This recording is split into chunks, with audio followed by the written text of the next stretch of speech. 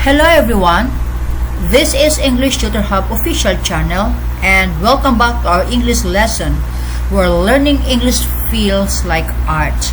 And today, let's learn understanding emotional vocabulary from nostalgic to nonchalant with Tagalog translations. Let's get started. Lesson flow. Number 1, warm up. This has a duration of 5 to 10 minutes. Topic, what are emotions? What are emotions? Ask, how do you feel today? How do you feel today? Can you name 3 emotions? Can you name 3 emotions? Show simple emotions. Show simple emotions. Happy, masaya. Happy, masaya. Sad, malungkot. Sad, malungkot. Angry, galit. Angry, galit. Goal, activate prior knowledge. Goal, activate prior knowledge. Number 2, introduction to emotional vocabulary, and this has a duration of 10 minutes. Explain. Emotional vocabulary means words that describe feelings. Explain. Emotional vocabulary means words that describe feelings. Examples.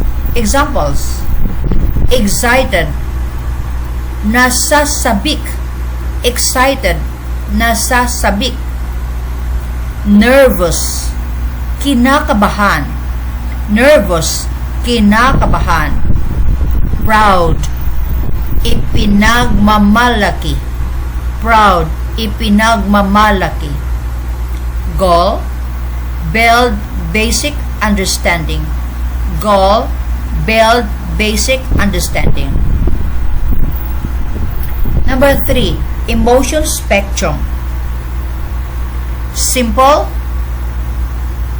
to advanced. This has a duration of 15 minutes.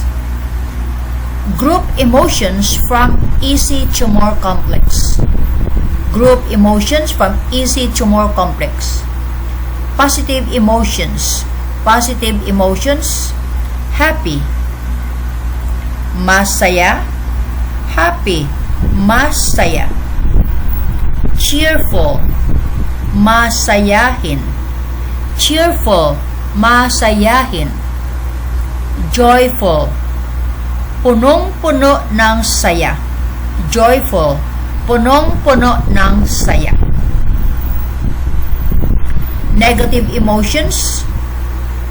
Sad, malungkot. Sad, malungkot. Lonely, malungkot / nag-iisa. Lonely, malungkot / nag-iisa.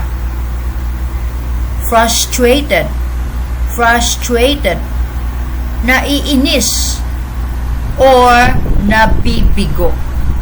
Frustrated, naiinis or nabibigo. Complex emotions, focus words.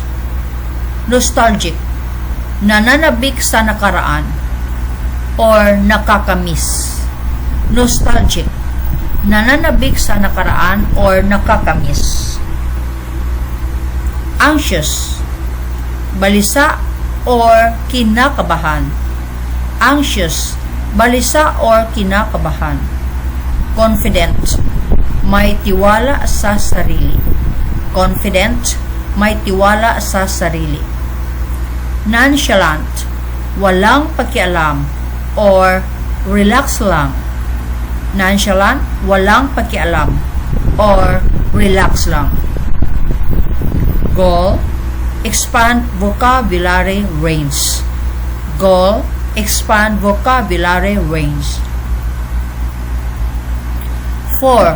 Usage in sentences, 15 minutes. Examples: I feel nostalgic when I see old photos. I feel nostalgic when I see old photos.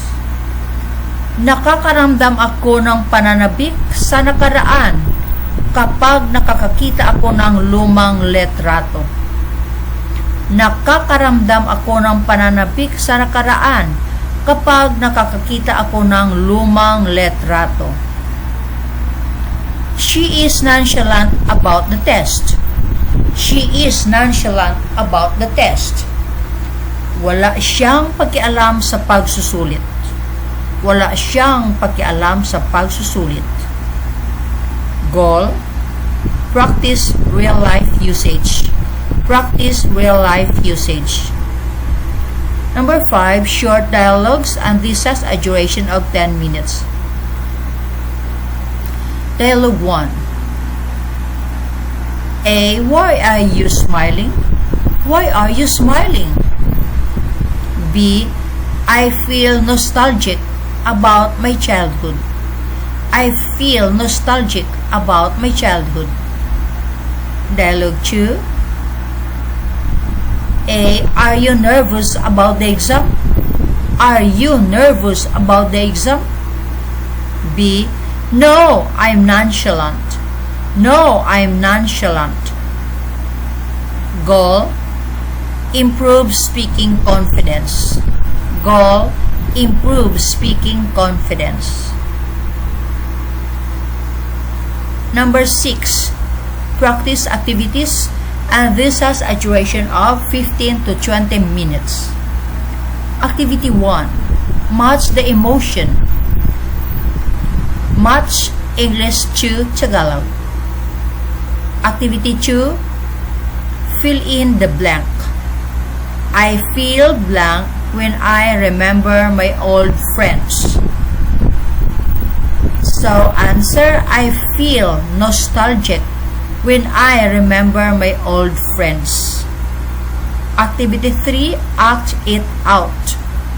Students act emotions, others guess. Nostalgic, nonchalant, excited.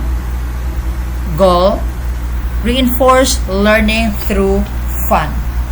Goal: reinforce learning through fun. Number 7, game time, optional. Emotion charades or guess my feeling. Number 8, assessment or exit ticket, 5 minutes. Write 2 sentences using nostalgic, nostalgic, nonchalant, nonchalant. Number 9, wrap up and reflection, 5 minutes. Asked, ask. Which new emotion word did you learn today? Which new emotion word did you learn today? When do you feel nostalgic? When do you feel nostalgic? Bonus, lesson extension ideas. Draw your emotion and label it.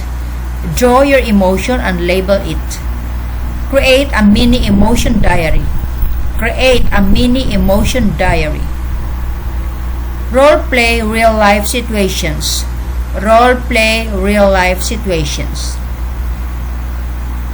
Suggested lesson flow, time guide. Part, time. Warm up, 5 to 10 minutes. Introduction, 10 minutes. Vocabulary, 15 minutes. Practice, 15 to 20 minutes. And wrap up, 5 minutes. So, there you go guys. This video ends here about understanding emotional vocabulary from nostalgic to nonchalant with Tagalog translations. Thanks for watching.